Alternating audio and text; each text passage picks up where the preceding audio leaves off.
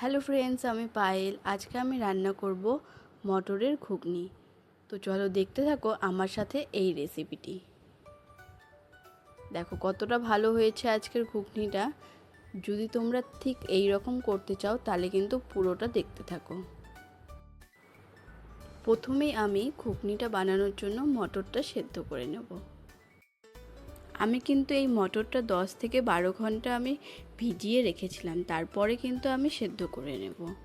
দেখো জলটা গরম হয়েছে, আমি এর মধ্যে দিয়ে দিলাম লবণ। এখন আমি কিন্তু সেদ্ধ করে নেব, তার জন্য কিন্তু আমি এখন ঢাকা দিয়ে দেব। এইভাবে ভিজিয়ে রেখে যদি ঢাকা দিয়ে সেদ্ধ করো তাহলে কম সময়েই সেদ্ধ হয়ে যাবে। দেখো আমি কিন্তু ঢাকনাটা দিয়ে 15 থেকে 20 মিনিট রেখেছিলাম। এখন কড়াইয়ে দিয়ে দিলাম সাদা তেল। আলুটাতে কিন্তু আমি লবণ হলুদ দিয়ে সেদ্ধ করে রেখেছিলাম। এখন আমি আলুটা ভেজে নেব, হালকা লাল লাল করে কিন্তু ভেজে নেব। এই ভেজে নেওয়ার স্টেপটা তোমরা ইচ্ছা হলে নাও করতে পারো, এটা একবারে পরেও দিতে পারো। আমি একটু লাল লাল করে ভেজে নিচ্ছি। যেহেতু আমি সেদ্ধ করার সময় লবণ হলুদ দিয়েছিলাম, তাই আর এখন লবণ হলুদটা দিলাম না।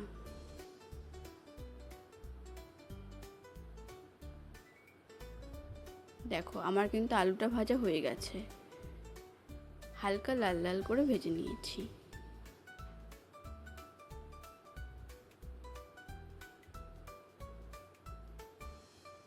এখন আমি এই তেলেই সম্বাদ দিয়ে নেব। তার জন্য আমি গোটা জিরে আর তেজপাতা দিয়ে দিলাম। এখন পেঁয়াজ কুচি দিয়ে দিলাম।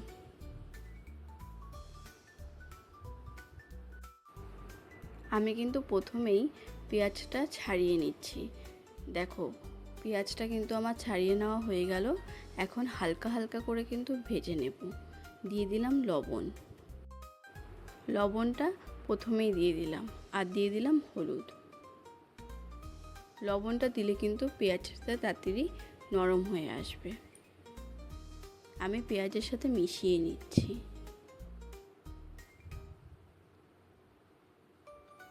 এই ঘুগনিটা কিন্তু তোমরা সব কিছুর সাথে খেতে পাবে, পরোটা, পুরি, নান সব কিছুর সাথে কিন্তু ভালো লাগবে।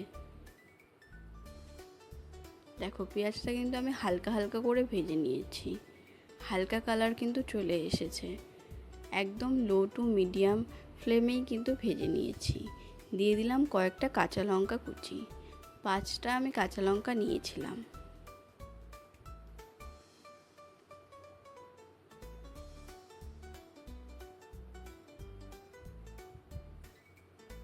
দেখো পেঁয়াজটা কিন্তু আমার লাল লাল কালার চলে এসেছে। এর থেকে বেশি আর ভাজার প্রয়োজন নেই। এখন আমি দিয়ে দিলাম একটা গোটা টমেটো, আদা আর রসুন বাটা, আমি একসাথেই বেটে নিয়েছি। পেঁয়াজটা কিন্তু হালকা করে ভেজে নিয়েছি, তারপরেই কিন্তু আদা আর রসুনের পেস্টটা দিয়েছি। এখন আমি ভালো করে ভেজে নেব, না হলে কিন্তু কাঁচা গন্ধ থেকে যাবে। তোমরাও এভাবে আস্তে আস্তে ভালো করে ভেজে নেবে। দেখো আস্তে আস্তে ভালো করে কিন্তু ভেজে নিচ্ছি। কালারটা কিন্তু দেখতেই পাচ্ছ। দিয়ে দিলাম এর মধ্যে হলুদ। আমি কিন্তু ভালো করে ভেজে তারপরে হলুদটা দিচ্ছি, না হলে কিন্তু বোঝা যাবে না। এখন দিয়ে দিলাম হাফ চামচের মতো চিনি, আর দিয়ে দিলাম জিরার গুঁড়ো।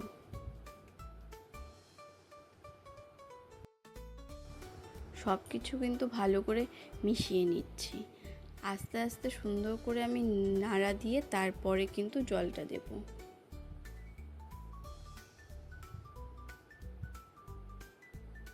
দেখো জিরের গুঁড়ো কিন্তু গন্ধটা চলে যাবে।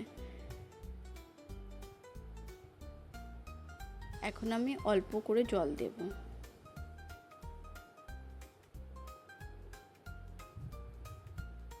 না হলে কিন্তু যেই মশলাটা দিয়েছিলাম বেশি ভাজলে পুড়ে যাবে। তাতে গন্ধটা কিন্তু অন্যরকম হবে। তোমরাও ঠিক এভাবেই করবে, তাহলে কিন্তু তোমাদের রান্নাটাও পারফেক্ট হবে। দেখো মশলাটা কতটা ভালো কষানো হয়েছে দেখেই কিন্তু বোঝা যাচ্ছে। তেল কিন্তু মশলা থেকে একদম ছেড়ে দিয়েছে। এখন আমি দিয়ে দিলাম ওই সেদ্ধ করা মটর।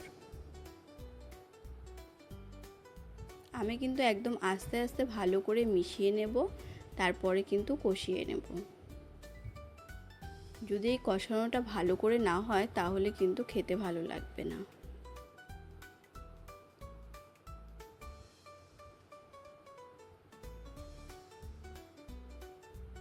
দেখো মটরটা দিয়েই কিন্তু আমি ভালো করে মিশিয়ে নিলাম। এখন আস্তে আস্তে কিন্তু ভালো করে ভেজে নেব।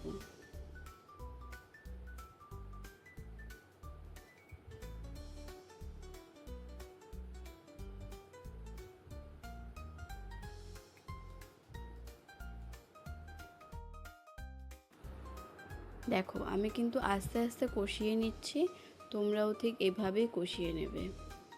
দেখো লাল লাল কিন্তু হালকা হালকা কালার চলে এসেছে। আমি আরেকটু কষিয়ে নেব। দেখো তোমরা কিন্তু কালারটা বুঝতেই পারছো। এখন আমি জলটা দিয়ে দিলাম। জলটা আমি একবার একটু বুঝে দিলাম, তারপরে দেখলাম কম হয়েছে, তাই জন্য আবার দিয়ে নিলাম।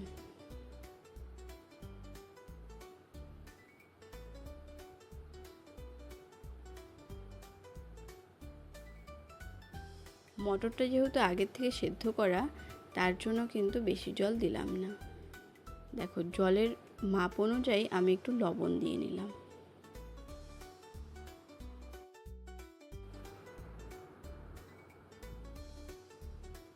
দেখো ঝোলটা কিন্তু ফুটে উঠেছে, এখন কিন্তু আমি আলুগুলো দিয়ে দিলাম।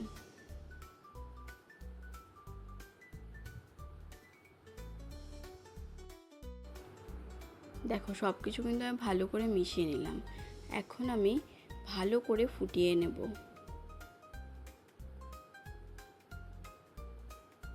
দেখো এইভাবেই কিন্তু হালকা আঁচ দিয়ে ভালো করে ফুটিয়ে নিতে হবে। দেখো দেখতে পাচ্ছ আমি এখন ঢাকা দিয়ে দিচ্ছি। আমি এই ঢাকাটা 5 থেকে 6 মিনিটের মতো দিয়েছিলাম। আর ঢাকা দেওয়ার মিডিলেও কিন্তু একটু নেড়ে নিতে হবে, না হলে কিন্তু নিচে লেগে যেতে পারে। দেখো জলটা কতটা শুকিয়ে এসেছে তোমরা বুঝতেই পারছো। দিয়ে দিলাম লেবুর রস। এখানে 1 থেকে 1.5 টেবিল চামচ লেবুর রস নিয়েছিলাম। দেখো সব কিছুর সাথে আমি ভালো করে মিশিয়ে নিচ্ছি। দেখো ঘুগনিটা কতটা ভালো হয়েছে বুঝতেই পারছো। আমি কিন্তু এর থেকে বেশি ঝোল ঝোল রাখবো না, এই রকমই কিন্তু আমি রাখবো।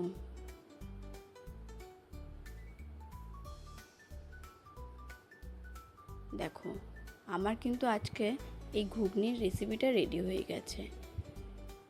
দেখতেই পাচ্ছ কতটা সুন্দর হয়েছে।